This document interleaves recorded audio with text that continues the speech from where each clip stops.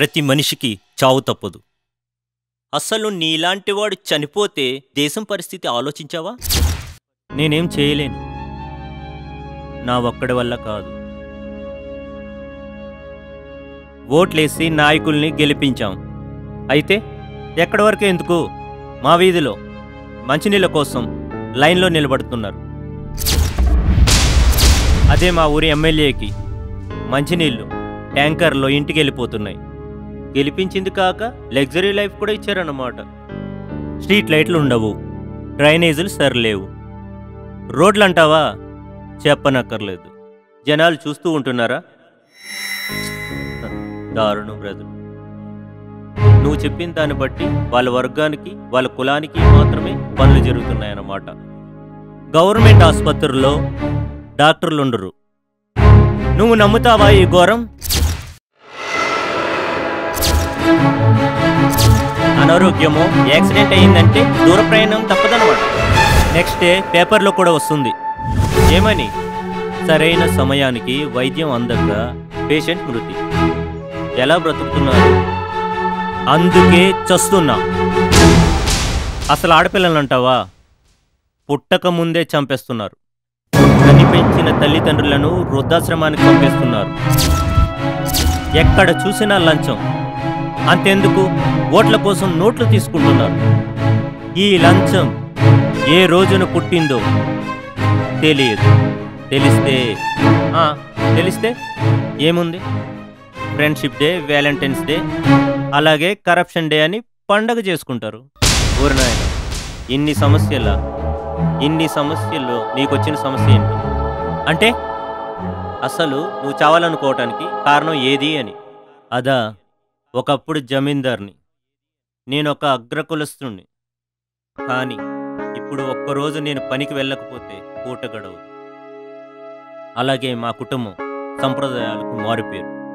అందులో నేనొక్కడిని అన్ని కులాలు ఒక్కటే అని దగ్గరికి తీసుకునేవాడు. ఓ సూపర్. అది మా నాన్నకు నచ్చదు. చిన్న కులాల వాళ్ళని చాలా తక్కువ చేసి చూసేవారు. అసలు ఈ కులం ఎలా పుట్టిందో, ఎలా వచ్చిందో. కులాల కోసం, మతాల కోసం కొట్టుకుని చచ్చే వాళ్ళని ఎంతో మందిని చూస్తున్నాను. నువ్వెంత గొప్పవాడు. దేవుడు చనిపోయిన వాళ్ళకి ఆత్మలు కనిపించేలా చేశాడని నా గట్టి నమ్మకం. కానీ నువ్వు దేశంపై ఎంత ప్రేమ, మనుషులంతా సమానమనే భావన, నీలో ఇన్ని మంచి లక్షణాలు ఎంత బలంగా ఉన్నాయి కాబట్టి నువ్వు బ్రతికి ఉండగానే మాట్లాడే అవకాశాన్ని దేవుడు నాకు ఇవ్వటం నా అదృష్టంగా భావిస్తాను. ఇన్ని ఆలోచనలు ఉన్న నిన్ను నేను చావనివ్వను. నీ వల్ల కాదు. కులాలతో మతాలతో కొట్టుకుని చస్తున్న ఈ దేశాన్ని బాగు చేయడం అనేది ఎంత అసంభవమో నేను బ్రతకడం కూడా అంతే. నా చావును నువ్వు ఆపలేవు. అసలు ప్రాబ్లం ఎక్కడొచ్చింది? నా జాబ్కి సరిపడా అన్నిట్లోనే నేను పెర్ఫెక్ట్.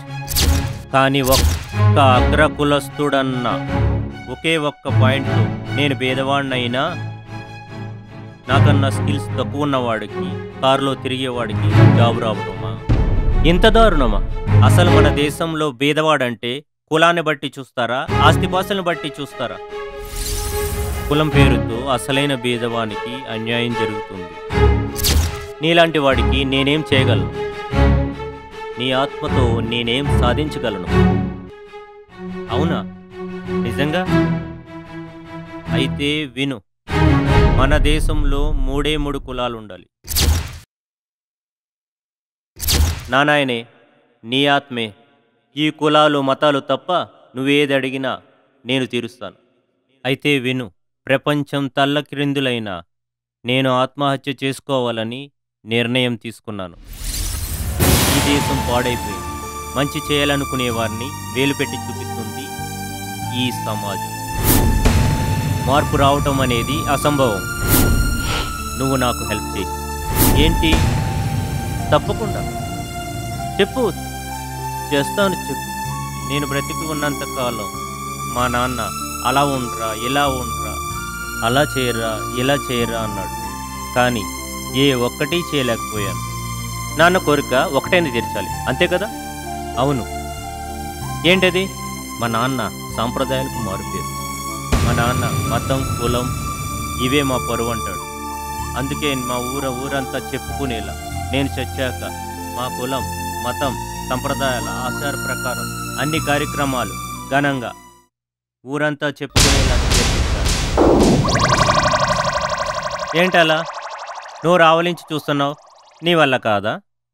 ఇప్పటి వరకు నా ఊరు, నా దేశం, నా ప్రజలు అని కథలు చెప్పు. ఆ కథకి నువ్వే విలనని ఎంత బాగా చెప్పావు. ధోని బతుకు. దేశం బాగుపడాలంటే మొదట నువ్వు మారరా. చీనీ అయ్యా నువ్వు నీ ముసుగు. ఎవరు చెప్పారురా దేశం బాగుపడొద్దని? ఎవరు చెప్పారు? మీరు మారరై, మీరు మారరు. ఆ ముసుగు తీయరా దరిద్రుడా. ఇదిగో చావరా, చావు.